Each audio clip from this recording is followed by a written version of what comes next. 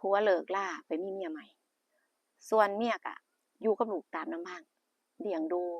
ลูกจนเป็นหนุ่มโตเป็นหนุ่มด้วยความหักเราก็หักไอ้ดีหักคักบ่ยอมให้ไผใกล้ชิดบ่ยอมให้ไผเข้ามาใกล้วุ่นวายหรือว่าบ่ว่าจะเป็นในฐานะใดก็ตามเราหักแฮงเราหักเราแบบว่าเราหักเราแบบว่าเราหวงจนแบบว่ามันเกินความเป็นจริงระหว่างแม่กับลูกจังซี่นะส่วนผัวน่ะก็ไปมีครอบครัวใหม่แต่งงานใหม่ตั้งแต่บ่ทันได้เลิกกับเมียนี่ก็คือแบบแอบคบกับผู้หญิงคนใหม่จังซี่นะเพราะเมียจับได้ก็เลยกลายเป็นแยกทางกันไปเออแล้วเมียน่ะก็อยู่กับลูกมาณแต่วันนั้นพ่อลูกโตเป็นหนุ่มแล้วลูกโตเป็นหนุ่มคือแบบว่าลูกน่ะก็คือวัยรุ่นแม่นบ่ก็ต้องไปโรงเรียนไปหยังแม่นบ่ชีวิตเพิ่นในช่วงเวลาหนึ่งไปก็ไปจีบก็มีแฟนมีแฟนคนหนึ่งซึ่งก็พามาหาแม่มาทำความรู้จักกันสิแม่บ่ปลื้มคือแม่เราหวงแฮงแม่นี่หวงแม่แบบว่าบ่ให้ไผเข้าใกล้เลยลูกชายคนเนี้ยเพิ่นบ่หวงบ่รู้หวงว่าลักษณะแบบใดแต่ว่าบ่ให้ไผเข้าใกล้พอรู้ว่าลูกเนี่ยมีมีแฟนแอบคบผู้หญิงจังซี่เพิ่นก็บ่พอใจแม่นี่บ่พอใจแหละก็พยายามแบบเฮ็ดให้2คนน่ะเขาเลิกลากันไปก่อนบ่รอดคบกันจังซี่สุดท้ายลูกก็เลิกกับแฟนจังซี่เนาะเลิกกับแฟนไปแล้วลูกก็บ่เรียนเด็กแบบว่าบ่อยากไปเจอหน้ากันจังซี่นะบ่อยากไปเจอหน้ากันในความรู้สึกของเด็กจังซี่เพิ่นก็เลยบ่เรียนต่อโดยวัยที่แบบว่านั้นแล้วเนาะอืมบ่เรียนแม่ก็ว่าบ่เรียนก็บ่เป็นหยังแม่ว่าก็อยู่นำบ้านนี่ล่ะซอยเวียกซอยงานแม่ในบ้านนี่ก็ได้บ่ต้องเฮ็ดต้องเฮ็ดหยังบ่อยากเฮ็ดบ่ต้องเฮ็ดลูกแม่สิหาเลี้ยงเองแม่เลี้ยงมาแต่น้อยแม่ก็อย่างเดียวคือเราบ่อยากให้ไผมายุ่งวุ่นวายกับลูกของเราเลยจังซี่เออในความคิดของเรานั่นน่ะแล้วก็อยู่กันไปอยู่กันไปคือแบบว่าด้วยความรู้สึกที่แบบของแม่นี่มันเหงาเนาะมันเหงาแล้วก็เลิกรากับผัวไปโดนจังซี่ด้วยความที่แบบว่าเราอยากครอบครองลูกไว้เองลักษณะว่าเราอยากครอบครองแม่อยากครอบครองลูกไว้เองจังซี้ก็เลยปล่อยโตแล้วก็แบบว่าจั่งใดแบบว่าอยู่กับลูกแบบใกล้ชิดแล้วก็มากเกินกว่าคำว่าแม่กับลูกความสัมพันธ์ความใกล้ชิดความรู้สึกมันก็ถ้ามันถ้ามันคือทุกคนมันมีความต้องการอยู่แล้วเนาะพอมันอันเนี้ยมันก็คือแบบผาดเกิดขึ้นมันก็มีความผาดความแบบว่าจั่งใดเกิดขึ้นจังซี่นะเออแรกๆก็รู้สึกผิดเออคือระหว่างลูกกับแม่นี่มีอิหยังกันก็ครั้ง1ครั้ง2ก็รู้สึกผิดครั้ง3ครั้ง4ก็รู้สึกว่ามันเป็นเรื่องธรรมดาปกติแบบว่าก็อยู่กันไปปกติทั่วๆไปนี่แหละแล้วก็อยู่กันไปเออแล้วคือแบบว่าคนภายนอกจังซี่เนาะภายนอกแรกๆก็บ่ฮู้แม่นบ่พอมันชัดเจนพอมันนานไปจังซี่คนภายนอกเขาก็เริ่มจะรู้เริ่มจะเห็นมากขึ้นพอมีคนหนึ่งเห็นคนหนึ่งเว้าคนหนึ่งเว้าคนหนึ่งเว้าต่อจังซี่นะมันก็เริ่มชัดเจนขึ้นเออซึ่งปกติแล้วเราก็อยู่กันมีความสุขกับลูกเรานั่นแหละส่วนลูกชายเนี่ยก็ปกติเดะก็ทำตัวปกติบ่ได้ว่านั่นเออจะออกไปข้างนอกจะไปหาผู้หญิงคนใหม่จะไปคุกคีกับคนใหม่ก็บ่เดะหลังๆก็คือจะอยู่แล้วก็ติดแจกับแม่เลยหลังจากที่แบบว่าอยู่กินกันเป็นผัวเมียจังซี้เอาง่ายๆคือเป็นผัวเมียล่ะเพราะว่ามีอิหยังกันจังซี้เนาะอยู่นำกันจังซี้แล้วก็ลูกชายนี่ก็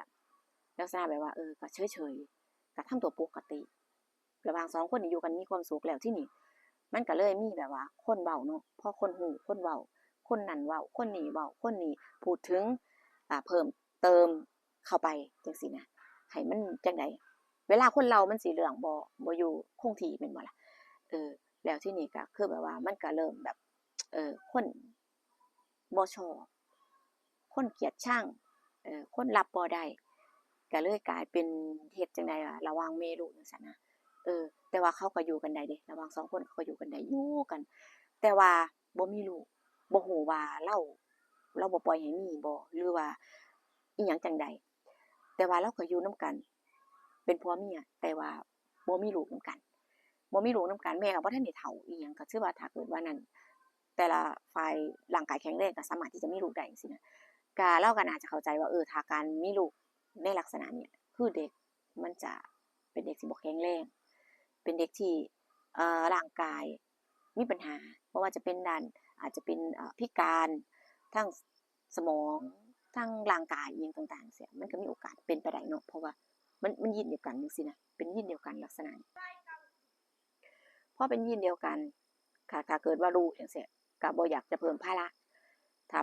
เกิดว่ามีลูกมีหยังนำกันจังซี่เนาะมันก็สิเป็นแบบเด็กที่บ่แข็งแรงเนี่ยมันก็กลายเป็นภาระของครอบครัวเขาช่วยเหลือเจ้าของบ่ได้เพราะว่า100ที่ผู้เห็นนี่เด็กจะค่อนข้างที่แบบว่าจะมีปัญหาบ่ทั้งสมองกับทั้งร่างกายอาจจะพิการอาจจะบ่แข็งแรงจังซี้เพิ่นจะเป็นแบบว่าบ่ปกติเอออาจจะมีส่วนเพราะว่าคือแบบต่างคนต่างแบบว่าโตแล้วจังซี่นะก็จะน่าจะรู้ว่าผลเสียมันก็ผลเสียมันก็มีแต่ถ้าถามว่าอยู่ได้บ่ก็อยู่ได้นั่นล่ะอยู่ได้ถ้าแต่ละต่างฝ่ายต่าง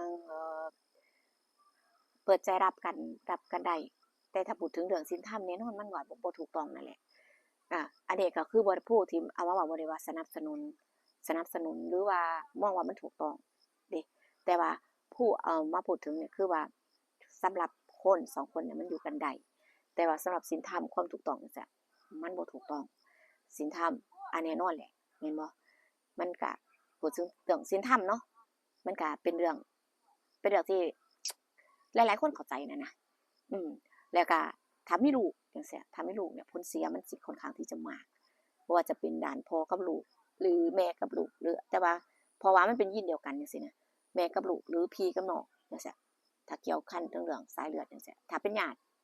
พี่น้องห่างๆจังซี้ก็บ่เป็นหยังแต่ว่าถ้าลักษณะคือจังกับเรื่องราวที่พวกเราเนี่ยแน่นอนมีผลกระทบกับเด็ก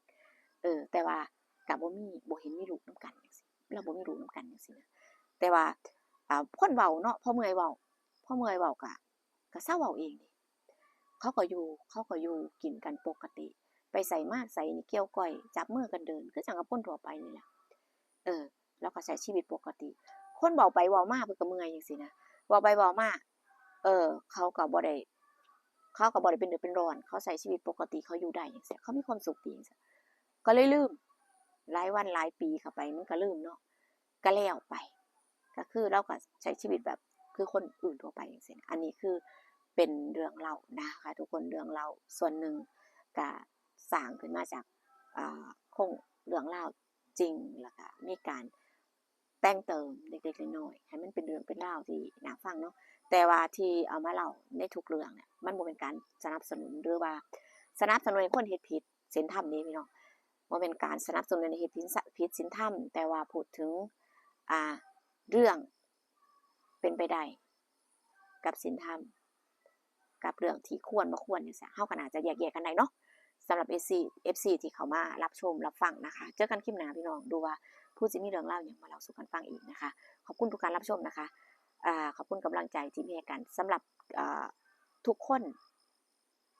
ทั้ง FC ใหม่และ FC เก่าเนาะเจอกันคลิปหน้าค่ะสวัสดีค่ะ